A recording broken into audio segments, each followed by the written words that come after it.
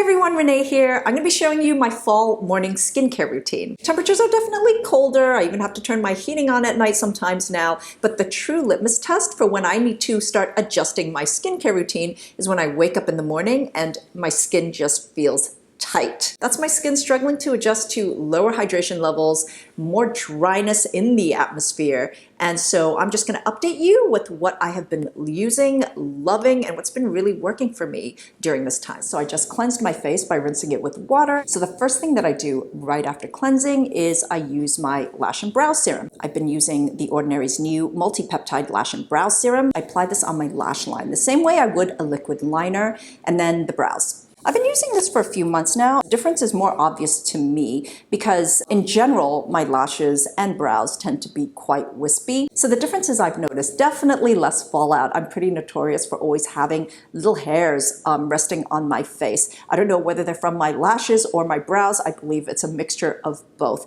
but I don't really get that anymore. Certainly not to the extent where it's really noticeable to me anyway, but I have noticed bigger difference in my brows because I've had to trim them a few times over the last couple of months. And that's not something I usually ever have to think about doing. I feel everything is in a healthier place. For my lashes, not so much my brows, oddly enough.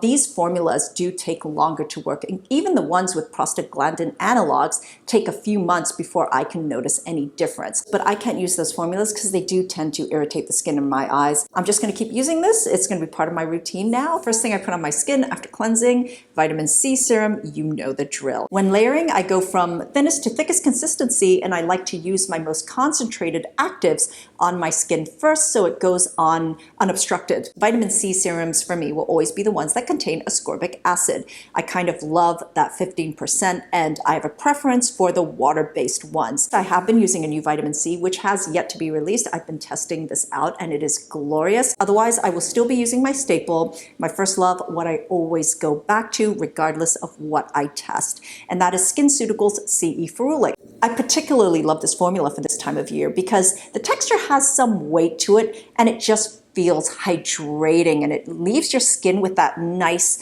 vitamin C glow.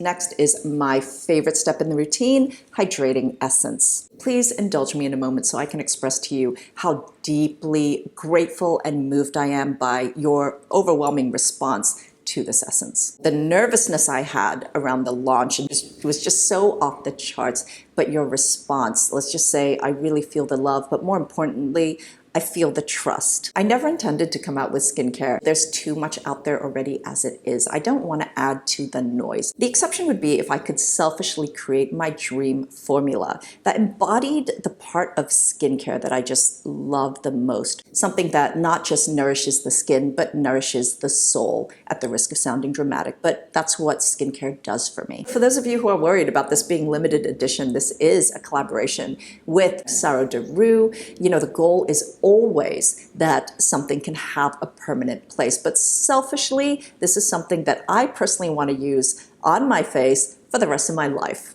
For my international viewers, please know that Saro and I have been prioritizing getting this more accessible to you for a very long time now, but stay tuned. So, back to the routine.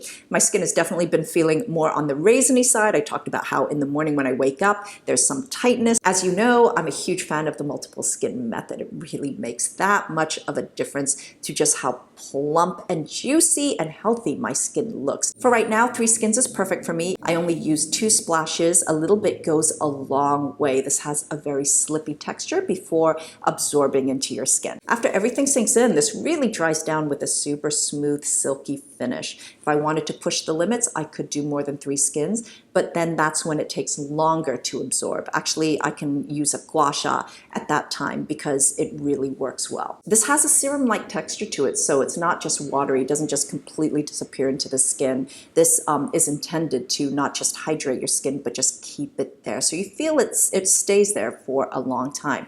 The lipids really help do that with the cholesterol, fatty acids, and the 5 different types of ceramides. So I've actually been quite lazy throughout the summer. I don't believe I really used a separate eye cream. I'm beginning to see more of those fine lines appear because of the dryness.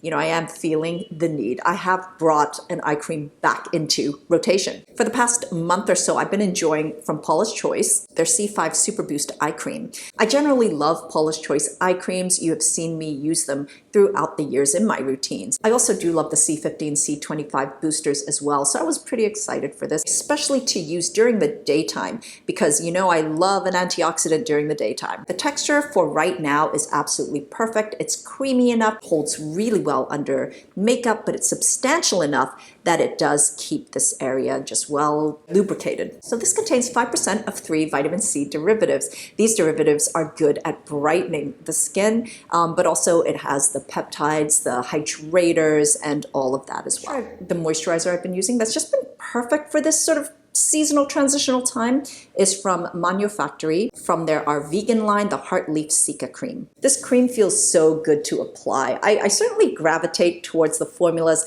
that have the kind of texture that just comfort the soul. It has a rich texture, but applies in a way that's actually hydrating and light, if that makes any sense. Either way, it's not heavy, it's not too light, it's just right for right now. And of course, it gives the skin a nice glow. I've been spending a considerable amount of time outdoors, probably more than I did even during the summer, because it's actually become really comfortable to be outdoors. The temperatures are just perfect, and the sun has been very, very strong. So I still need considerable protection, but I don't need the textures to be so feather light anymore. So there are 2 sunscreens that most recently I've been reaching for the most. The first one I'm going to talk about is from La Roche-Posay. Their Anthelios UV Correct SPF of 70. So this is their latest US formula that came out during the summer. One of the reasons why I love this formula is because it's very much focused on one of my great concerns, and that is pigmentation and hyperpigmentation. That is my most obvious sign of aging. So not only does it focus on stronger preventative protection,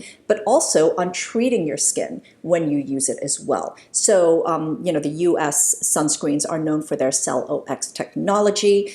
This is an all-chemical sunscreen using the US chemical filters, but the Cell OX technology helps boost the strength and protection. But for the first time, the Cell OX also has B3 in it, which is niacinamide. It helps to calm redness and just general evenness in skin tone. I was very much seduced by the finish of this because the finish is so beautifully radiant. It leaves my skin with a megawatt glow, but not just that. I feel like it even makes my skin look brighter when I use it, which, you know, for me, my skincare is my makeup. So the more my skincare can do for me, the better. This is actually an oil-free formula, even though it has some nice emollients to it. So it will add emollients to your skin or keep the moisture in your skin without being this heavy, cumbersome layer. There's also no fragrance, and this new formula doesn't have oxybenzone or octinoxate in it.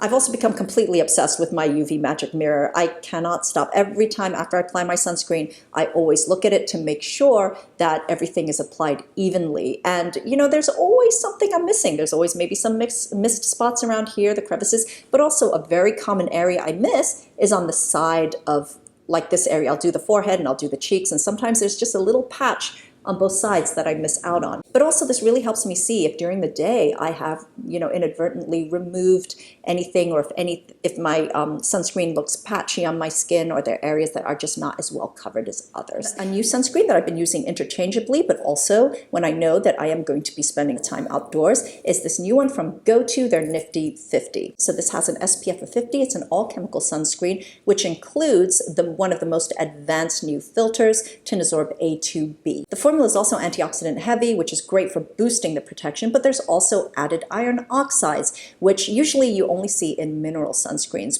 So I love seeing them added in chemical sunscreens because iron oxides really do help when it comes to protecting areas of pigmentation and preventing it from getting worse. And the finish is very much a natural one. It's just your natural skin finish. It won't make you more radiant. It won't make you mattified. It will just make you look like you have nothing on your skin. My lips, they're shriveling. and peeling too during the day. I love lip treatments that are like glosses, that have a glossy finish. What I have in my handbag and I use all the time is this one from Laneige, their Lip Glowy Balm in Gummy Bear. I love the texture of this, not sticky at all, but I also love the glossiness, and it also stays on the lips. What inspires me to use this more than anything else is I love that scent. It's got that sort of fake grape soda, grape candy scent that I am obsessed with. It smells really yummy and, you know, delightful. It makes me happy when I wear this and I can smell that grape flavor. This has the butters, the shea, the murumuru, has the waxes. This definitely is nourishing on the lips and keeps it moisturized, but also I just love the glow. And so that's it, everyone. That's my morning routine for fall. I hope you enjoyed watching this. Again, I just want to thank you for just being so amazing. And until next time, I'm wishing you great skin health. Bye.